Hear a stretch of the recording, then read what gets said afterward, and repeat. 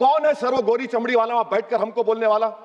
किस हमने इस मुल्क को आजाद इसलिए करवाया था कि वहां बैठकर बोलेगा मैं जिससे चाह तेल खरीदूंगा। तुम होते कौन हो? तुम मेरे माई बाप हो क्या? आप 25 मिनट लगाएंगे सर। और वर्ड क्या इस्तेमाल किया? इंडिया। यानी अब नायरा जो है नायरा कंपनी बंद हो जाएगी और हमको मॉनिटर करेंगे, आप भारत को उस पर ओवरसाइट करेंगे। अफसोस की बात है कि सरकार खामोश है। वक्त में खड़ा हुआ हूं क्योंकि ये अहम मुद्दों पर इंसाफ नहीं करता।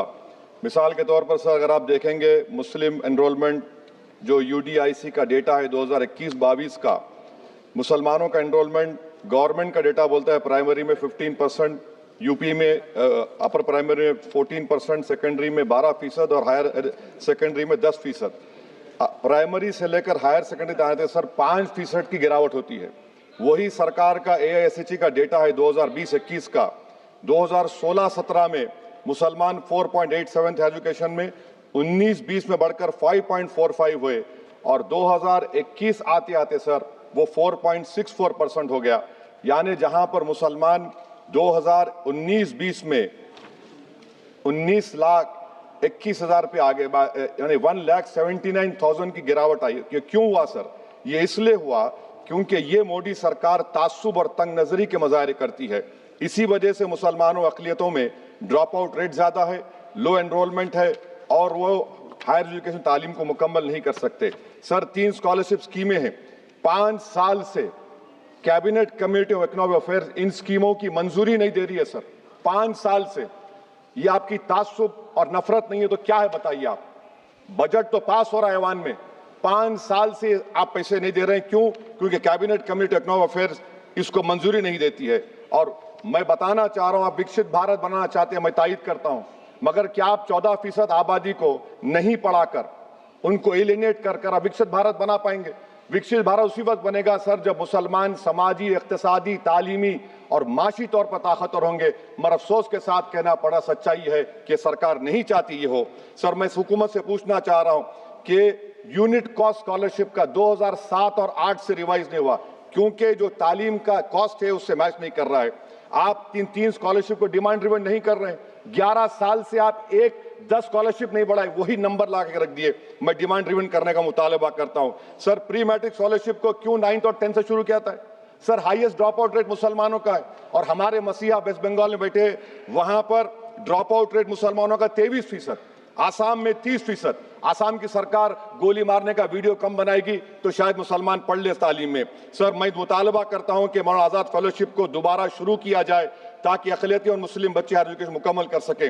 पेरेंटल इनकम आप इजाफा क्यों नहीं कर रहे सर? 1 लाख रुपए, 1.5 लाख रुपए क्या स्कॉलरशिप मिलेगी सर बताइए आप? और सर आपको मिसाल दे रहा हूं, आप तो काबिल आदमी हैं। 2022-23 में बजट था माइनॉरिटी मिनिस्ट्री का 5,000 करोड़, कितना आपने खर्च किया? 16%। 22-23 में सर बजट था 22-23-24 में 3,000 करोड़, 5% खर्च हुआ सर। 24-25 में बजट था 3,180 करोड़, 22% खर्च हुआ सर। पीएमजेवी के स्कीम है 1,914 करोड़, उसको आपने कम कर दिया 1,565 करोड़। तो मैं सरकार से मुतालबा करता हूं कि मिनिस्ट्री ऑफ माइनॉरिटी के बजट का 10,000 करोड़ कम से कम होना चाहिए। तासुबियत को खत्म करिए आपकी स्कीम में। सर दूसरी बात, इनकम टैक्स के बेनिफिट मिलती थी हमारे फौज के सिपाहियों को जो विकलांग थे, आपने इनकम टैक्स बेनिफिट छीन लिया उन लोगों को। ये कैसा इंसाफ है आपका बताइए? जो फौजी सर्विस में है, अरे प्राइम मिनिस्टर अगर एक ट्रेन की झंडी दिखाएंगे तो उससे बढ़ के पैसे खर्च हुआते, तो आप क्या बचा रहे? सर 11-12 साल से वजीर आजम मोदी हैं, हमारी एयरफोर्स का स्क्वाड्रन गिरकर 29 पर आ गया। 12 साल से आप प्रधानमंत्री हैं, हम एक मिड एयर रिफ्यूलर एवैक्स को नहीं बढ़ा सक रहे। पाकिस्तान के पास हमें ज्यादा एवैक्स है और ऑपरेशन सिंदूर में हमने देखा कि कितनी तकलीफ हुई। सबमरीन का शॉर्टेज है, आपको फिक्र नहीं है सर। और हम 3rd एयरक्राफ्ट कैरियर हम भूल गए।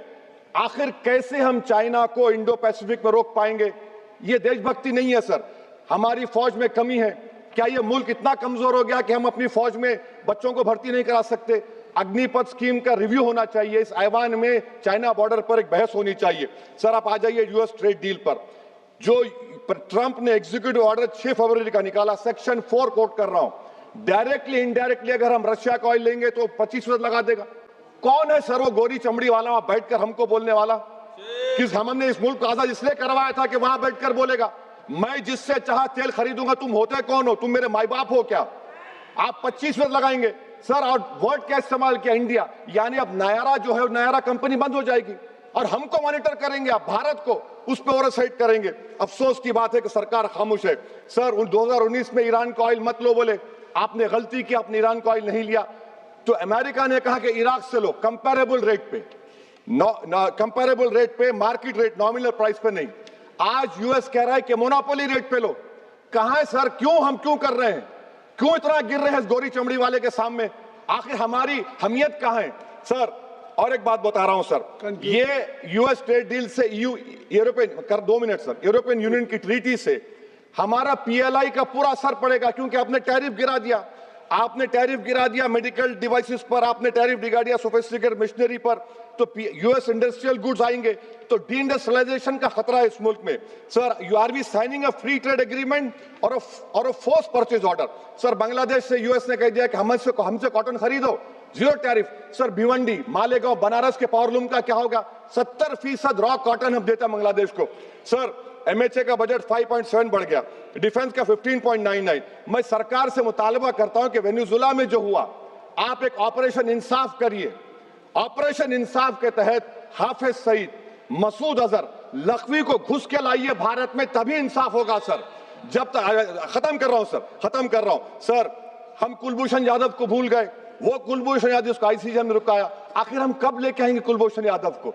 वजीर आजम इजराइल को जा रहे हैं, मैं उनसे ये मुतालबा करता हूं कि वो गाजा को जाएं, 15 मिनट जाकर देखें, 60,000 फलस्तीनों खत्म कर दिया गया। और नेतन्याहू पर आईसीजे का अरेस्ट वारंट है, आईसीसी का, और आईसीजे में केस चल रहा है सर। तो मैं आपसे मुतालबा करता हूं कि वजीर आजम गाजा के बारे में देखें। मैं ज़ायनिज़्म मुर्दाबाद बोलता हूं, भारत जिंदाबाद। और ये सरकार तेलंगाना से नाइंसाफी कर रही है, कुछ नहीं दे रही है। बहुत बहुत शुक्रिया सर।